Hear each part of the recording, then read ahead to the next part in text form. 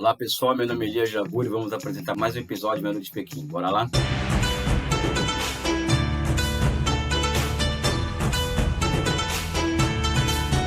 Existe uma má vontade que é generalizada na universidade, no Ocidente principalmente, aliás, no Ocidente, em relação à natureza do sistema político chinês, em relação à própria China em particular, né? Então, eu tenho sido, na minha opinião, injustamente posto como uma pessoa que tem poluído o debate público por me referir a muitos marxistas do Ocidente que tratam a China como experiência, como outro qualquer capitalista, como marxistas acadêmicos, né? E eu quero tratar disso aqui com vocês, o que significa isso. E não o marxismo acadêmico em si, né? Porque o marxismo acadêmico ele é parte de um fenômeno mais geral que eu vou expor para vocês. Mas o que explica, por exemplo, vamos lá, o fato de na universidade hoje nós temos marxistas, né? Ou seja, desde marxistas, keynesianos, jupiterianos, estruturalistas e tal, até economistas neoclássicos, né? O que explica, por exemplo, que a hegemonia de pensamento em torno da China, o único ponto em comum que envolve essas correntes de pensamento no Ocidente é que a China é um país capitalista. O que explica esse fenômeno? Porque os marxistas pensarem, como os economistas neoclássicos, de que a China é um país capitalista, que somente varia pelo fato da China ser um capitalismo de Estado, enquanto para muitos neoliberais a China é um capitalismo de livre mercado, que são dois absurdos, né? Um é um pleonasmo e uma mentira aberta, algo ahistórico aberto, enfim, horroroso, né? Chamar a China de capitalismo neoliberal, né? Ainda mais com livre mercado, com um país com 30 bancos de desenvolvimento, foi financiando a longo prazo, né? Enfim, essas coisas todas. Eu acredito que existe uma crise no pensamento ocidental muito grande, e essa crise ela vai se demonstrando na medida em que a universidade no Ocidente ela vai sendo incapaz de entregar respostas a fenômenos complexos. E um dos fenômenos complexos que envolvem hoje o mundo, ou seja, é um fenômeno que é de difícil explicação, né? E que demandaria uma relação mais íntima entre que o Kant chamaria de sujeito-objeto, né? É a China, né? A China ela é hoje uma fronteira por si só de conhecimento muito grande, né? Mas que por conta da decadência do pensamento ocidental, que na minha opinião é a decadência objetiva da filosofia mais avançada que a burguesia queria, que é o positivismo, essa influência ela impede que se avance nos estudos sobre a China, e essa influência, meus amigos, ela também atinge diretamente o marxismo aqui na academia. O marxismo ele não está alheio a essa influência, ou seja, a influência do positivismo, a influência da observação da realidade através de categorias transcendentais, ou seja, aquele chamado checklist, ou seja, aqueles pontos que perspassam todas as sociedades, né? Então, existe um checklist na cabeça de todos nós para classificarmos, por exemplo, o que seria um país capitalista, por exemplo, né? Um país socialista, né? Ou seja, tem que ter A, tem que ter B, tem que ter C, tem que ser D, E, F, ou seja, isso, se algum desses itens faltarem no cardápio, aquilo ali já pode ser jogado fora porque não é experiência socialista, por exemplo. Isso é checklist, ou seja, é a utilização de categorias transcendentais para classificar uma realidade. A própria necessidade de classificação de uma realidade é um fenômeno que é estranho ao marxismo, não é? Porque nós não classificamos nada, nós observamos historicamente uma realidade e a partir dela nós tiramos sínteses historicizantes dessa realidade. Uma outra questão que eu coloco para explicar essa união entre marxistas acadêmicos e até neoclássicos também é a ampla utilização, claramente, uma dupla chamada princípio da identidade kantiana, ou seja, A não pode ser B e B não pode ser A. Então as pessoas observam a China. A China é uma sociedade, por exemplo, que existe capitalismo, né? A China é uma sociedade de transição, é uma formação econômico-social orientada ao socialismo por conta da existência, tanto de poder político de novo tipo, quanto pelo domínio da propriedade pública de produção sobre todas as outras formas históricas de propriedade, né? Isso não impede que na China também exista os piores, conviva com esse novo, com os piores fenômenos do capitalismo. Mas como o pensamento positivista ele deixa muito claro que o objeto ele não pode ser tomado pelo todo, a não ser em partes, né?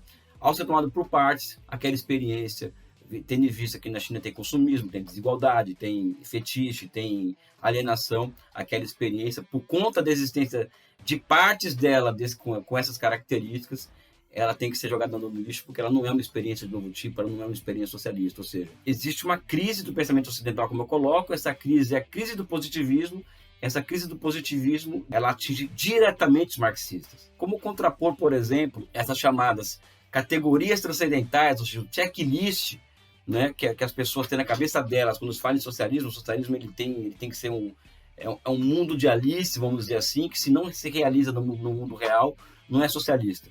Evidentemente, é a noção de que o conceito ele se manifesta no movimento real. Não existe um socialismo pronto e acabado para ser aplicado. O que existe é um conceito que vai se manifestar no movimento real, e esse movimento real ele ocorre a partir de algo que nós não temos controle, que é a história. Ou seja, é um movimento real que é historicamente determinado e geopoliticamente determinado.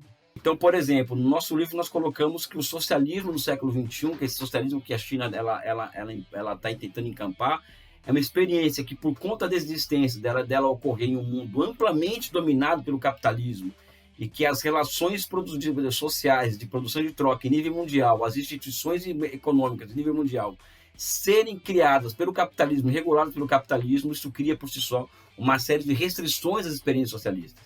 Então, nós temos que observar essas questões que a história coloca para nós. Um outro ponto também é que, dada essa experiência chinesa ser uma experiência socialista muito embrionária, ou seja, ela é muito nova, ou seja, aquela criança, como eu sempre falo, né?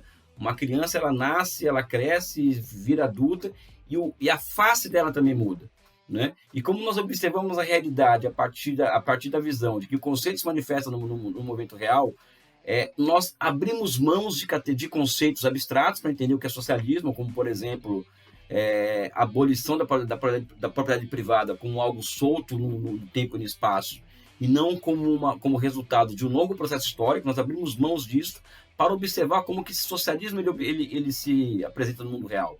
E como nós temos colocado, quando nós falamos de nova economia de projetamento, o socialismo chinês ele se apresenta ao mundo enquanto uma forma histórica que se expressa na transformação da razão em instrumento de governo. Aí tem o livro nosso fala sobre isso, a forma como a China enfrentou o Covid-19 demonstra isso, e também o fato, evidentemente, de que nenhum país, nenhuma formação econômico-social capitalista no mundo é capaz de fazer o que a China fez, justamente por ter o domínio, ou seja, o núcleo duro do seu setor produtivo e financeiro ser a propriedade pública. Ou seja, isso é fundamental e comandada por um poder político de novo tipo.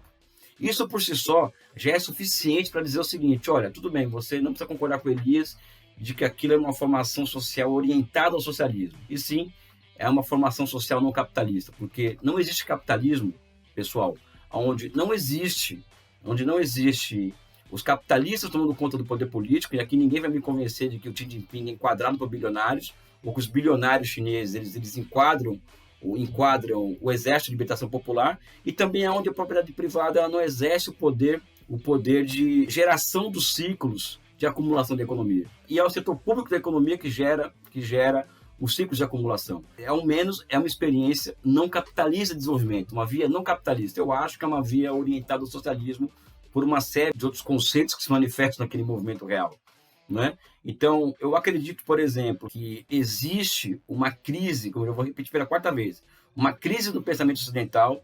Essa crise atinge diretamente o marxismo, né? E essa crise que atinge diretamente o marxismo impede de observar aquela experiência, a experiência chinesa, da forma como ela tem se apresentado. Ou seja, é uma experiência embrionária, uma experiência em fase de teste, é uma experiência em que o velho ainda é muito mais forte do que o novo, é uma experiência que tem, vamos dizer assim, que contém dentro de si todos os problemas que o capitalismo traz consigo, além de todas as suas contradições, mas também do novo. Ou seja, o novo significa, por exemplo, não somente essas questões objetivas, mas também questões subjetivas. Ou seja, a China ela consegue mobilizar 450 mil voluntários para enfrentar a Covid-19 em Wuhan, do Partido Comunista.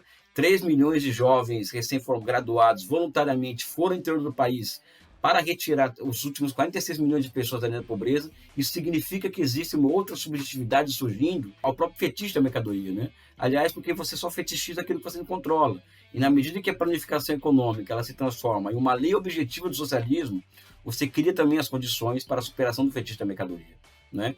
Então, eu vejo as coisas dessa forma. Eu vou continuar usando o termo marxismo acadêmico, até porque eu vejo uma diferença brutal entre o que os marxistas da academia pensam na China em relação ao que o Fidel Castro pensa, ou seja, eu vejo o Fidel Castro como parte do pensamento social latino-americano, e ele não tinha dúvidas de enquadrar a China como um país socialista, inclusive dizia que se quem quiser falar de socialismo que tem que aprender com a China, ou seja, e para mim a palavra não é do Fidel, mas do pensador marxista Fidel Castro, ela tem que ser levada em consideração. E eu me pergunto, por que a opinião dele não é levada em consideração? A opinião de Hugo Chávez, por exemplo, sobre a China não é levada em consideração, e a opinião de Zizek, por exemplo, é levada em consideração, a opinião do David Harvey é levada em consideração, a opinião do Thomas Piketty é levada em consideração sobre a China, ou seja, a opinião de marxistas ou gente do campo progressista, do âmbito internacional e ocidental, é levada em consideração, e de pensadores sociais latino-americanos como Fidel Castro é levada em consideração.